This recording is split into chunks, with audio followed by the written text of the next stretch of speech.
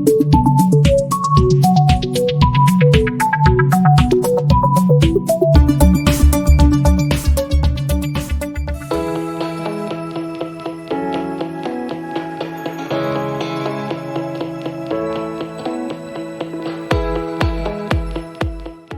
we talk about perinatal mental health, we actually refer to the mother's mental health during pregnancy until 1 year after childbirth. We know that during pregnancy and after giving birth, mothers experience extreme changes. Either is it physical or emotional changes or both. Growing out of the tummy, changes in their moods, and so on. Well, adjusting from a single to a person who need to take care of others people's life may not be an easy task, right? So these changes could make them at higher risk of developing mental health disorders as compared to other population. What we really need to understand is that mental health disorders during this period may not only affect the mother's own mental health or mother's own health and well-being, but also contribute to the negative consequences such as poor maternal-infant bonding or relationship, suicidal and also infanticidal thoughts, which mother have the intention to kill the baby. I would like to highlight two achievements here. First, we have established a Southeast Asian Perinatal Mental Health Research Network. And this research network is currently involving members from the UK, Myanmar, Indonesia, Thailand, and Malaysia. And this includes researchers, clinicians, and also a Ministry of Health. And the aim of this network is to develop a long-term research programs in the area of perinatal mental health. Under this research network also, our team in IIUM had developed a module to train nurses on perinatal mental health. And we have presented our module to the Ministry of Health representative March this year.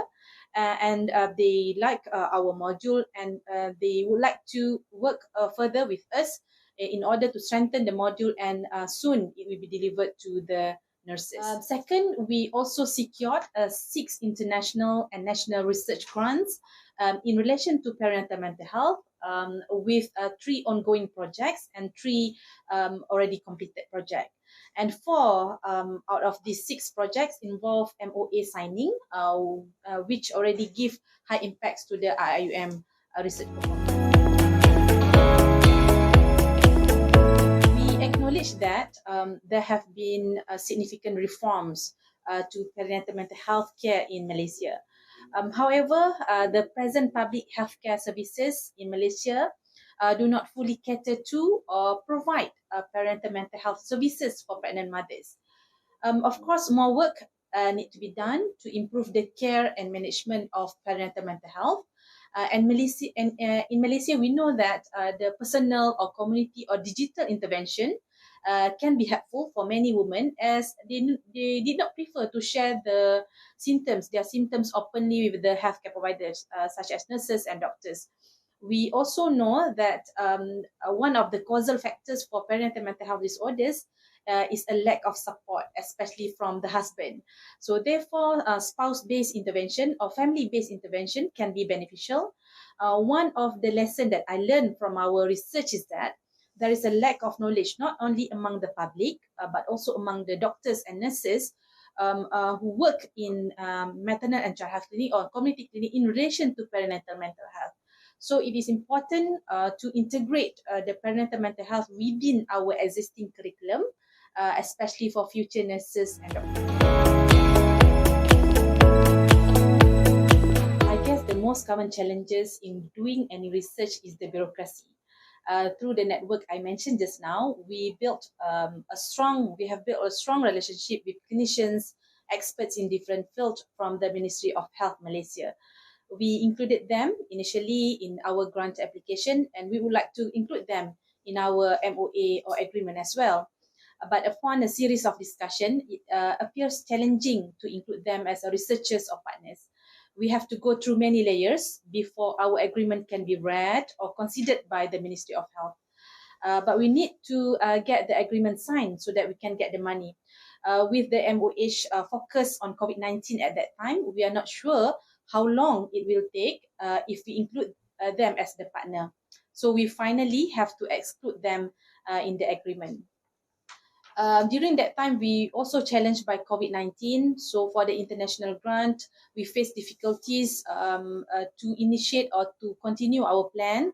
Although we have some budget allocated for the traveling purposes, we need to cancel all the traveling and we shift all meetings online. Of course, networking is highly important in any collaborative research. So we need to expand the networking, go beyond your comfortable team. You may need to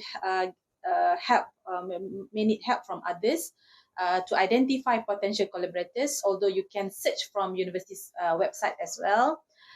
So search collaborators, be it from universities, NGOs, or industries. Get help from people you know in IIUM or beyond. Contact the potential collaborators, build rapport with them. If you get rejected, find a new ones.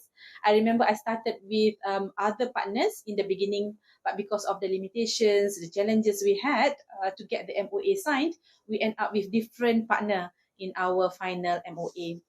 And sometimes we need to just be bold, be brave to contact higher ranking or higher authorities if we think that they could help us.